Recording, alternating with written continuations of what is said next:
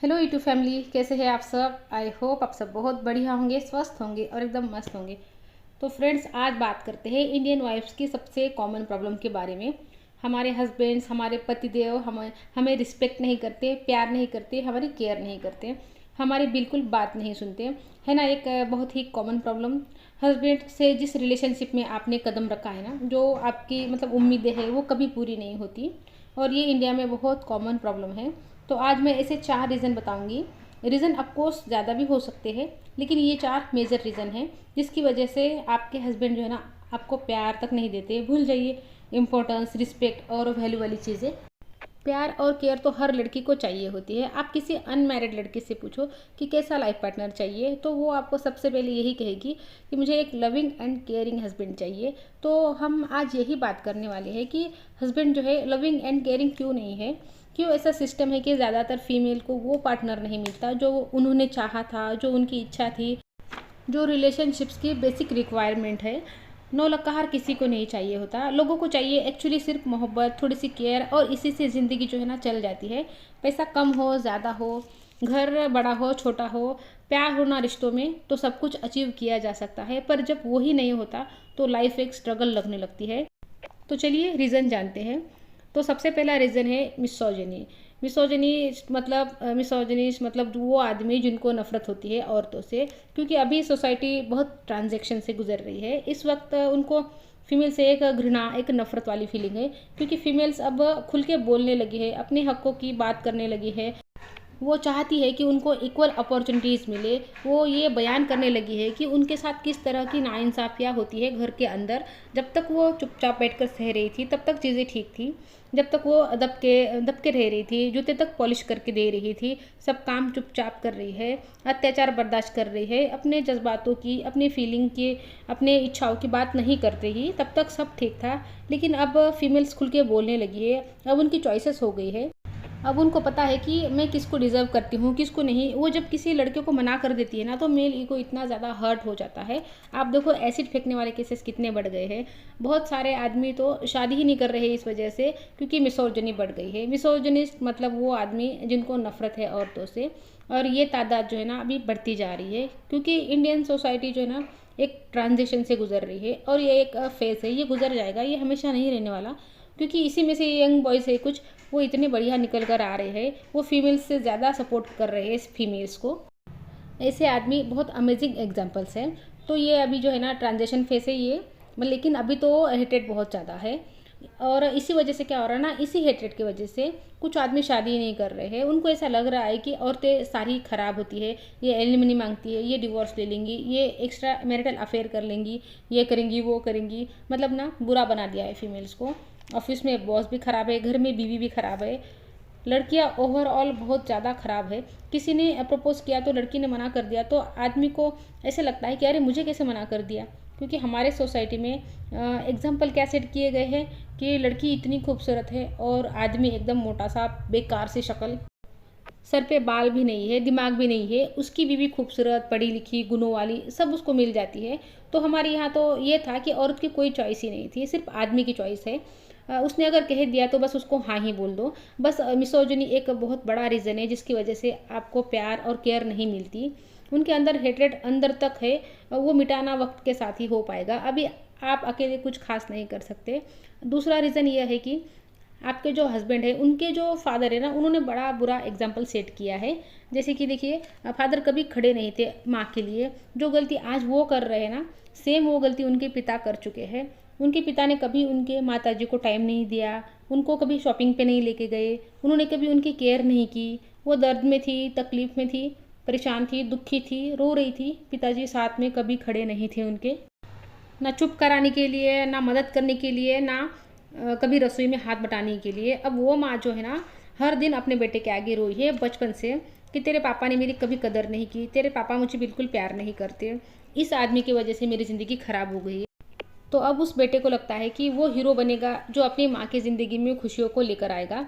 अब बेटे के कंधों पर माँ ने जिम्मेदारियाँ डाल दी, क्योंकि तेरे पापा ने नहीं किया तो बेटा तू करेगा।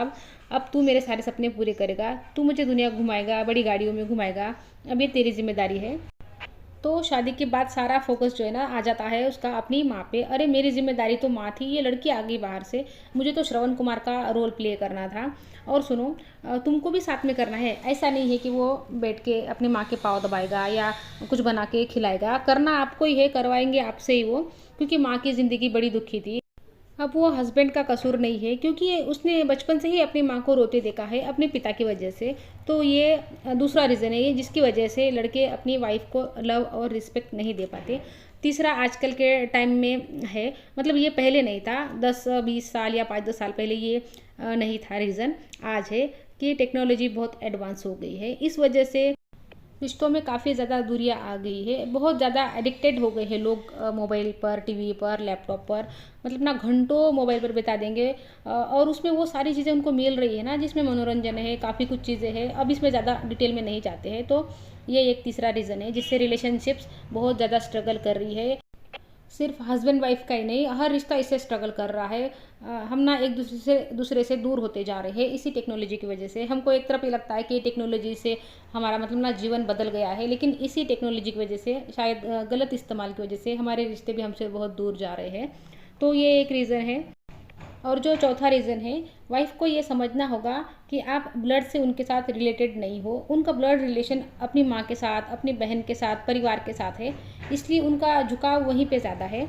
आप उनको अभी भी बाहर वाली ही लगती हो। उनकी माँ, उनकी बहन, पिताजी और बाकी रिश्तेदार भी घर में के, वो कहती है कि ये लड़की बाहर से आई है, ये लड़की बाहर से आई है। तो उनको हर दिन ये लगता है कि आप बाहर की हो, फैमिली तो ये है। और कितने सालों साल बीत जाते हैं, वो औरत बाहर की ही लगती है तब तक, जब तक सब मशरूफ़ हो जाते हैं, माँ बाप भी मतलब बूढ़े हो जाते हैं, दुनिया छोड़ देते हैं, ऑफ कोर्स बच्चे बड़े हो जाते हैं। उस वक्त के आने के बाद रियलाइज़ होता है कि बुढ़ापे में तो मुझे यही इसी की ज़रूरत है, इसी की ज़रूरत पड़ेगी, तब जाके वो परिवार लगती है। अदरवाइज़ कई सालों तक बीवी बाहर की ही लगती है। तो ये 4 रीज़न्स है जो आपके पति को आपसे दूर रख रहे हैं। ना प्यार होने दे रहे हैं, ना वो आपकी केयर करने आते हैं, ना वो आपकी वैल्यू कर पाते हैं। और ये जो नेगेटिविटी है ना, रिश्तों में घुलती रहती है, रिश्तों में आती रहती है, और उसका सारा बोझ औरत पे आ जाता है, और इफ़ेक्ट होती है उनकी मेंटल हेल्थ और कैपेबिलिटीज़, और फिर वो कुछ कर ही नहीं पाती है ज़िंदगी में। तो लेडीज़, आप अपने आप को इतना मत इफ़ेक्ट होने दो कि आपकी कैपेबिलिटीज़ पर डायरेक्ट असर हो जाए, डायरेक्ट अटैक हो जाए, और आप कुछ करने लायक ना रहो।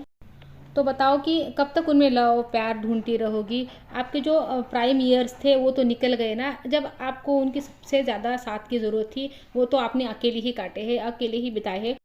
तो इतना डर क्यों है अकेलेपन से? क्यों आज भी उन्हीं को खोदे जा रही हो? क्यों डर लगता है अपनी खुद की केयर खुद करने से? क्यों डर लगता है खुद के साथ प्यार करने से? कितना आसान होता है ना दूसरों के लिए चीज़ें करना, कि मैंने इसके लिए वो किया, मैंने उसके लिए ना अपनी ज़िंदगी सेक्रीफाइस कर दी, कि मैंने अपने हस्बैंड की तरक्की के लिए बहुत मेहनत की है, कि मैंने अपने बच्चों के लिए ये किया, वो किया, मैंने सासू माँ के पैरों में तेल से मालिश भी की है, मैं 3 टाइम का खाना भी बनाती हूँ, मुझे बुखार था तो भी मैंने किया। दूसरों के लिए, अपने लिए बिल्कुल जब ठीक भी थी ना तब भी कुछ नहीं किया। क्यों इतना डर लगता है अपने लिए कुछ करने में? क्योंकि यहाँ पे आपको अच्छे बनना है। मैं एक बहुत अच्छी बीवी हूँ, मैं एक बहुत अच्छी माँ हूँ। आप उस टाइटल, उस क्राउन को ढूंढ रहे हो जो आपको कभी नहीं मिलने वाला, और ये आप भी जानते हो। क्योंकि आपकी जो मेंटल कंडीशनिंग है ना ऐसी है कि तुमको बस अच्छा बनना है। सेल्फ लव, सेल्फ केयर, ये तो सेल्फिशनेस है ना, तो ये आप मतलब इससे डर लगता है कि कोई सेल्फिश ना बोल दे, तो ये मुझे नहीं करना। तो ये रियलिटी है, ये 4 चीज़ें हैं। तो आप सबसे पहले अपने लिए फाइनेंशियल इंडिपेंडेंस ढूंढना होगा। वो चीज़ें करो जो आपके हाथ में इतना पैसा लाए कि आप अपनी छोटी छोटी ज़रूरतों के लिए किसी पर डिपेंडेंट ना रहो। जी हाँ, पैसों के साथ में इम्पोर्टेंस भी आती है, बिल्कुल आती है। वो हेट्रेड प्यार में बदल जाता है, केयर में बदल जाता है। तो जब बीवी ऑफिस से आती है ना, तो पति फिर एक कप चाय भी बनाकर लेकर आता है। जब औरत अच्छा पैसा बनाने लगती है ना, तो वो ब्लड रिलेशन से पहले आ जाती है। जी हाँ, चीज़ें बदलती है। तो कब तक लाचार बेचारी अबला बन के रहोगी? अब तक ये पैटर्न तो आपके भी समझ में आ गए होंगे ना। तो अपने तरक्की में जुट जाओ, इस काबिल बन जाओ कि ये छोटी मोटी सारी जो बातें हैं ना, जितनी भी बड़ी हो चाहे, तो ये आप पर इफ़ेक्ट ना करे।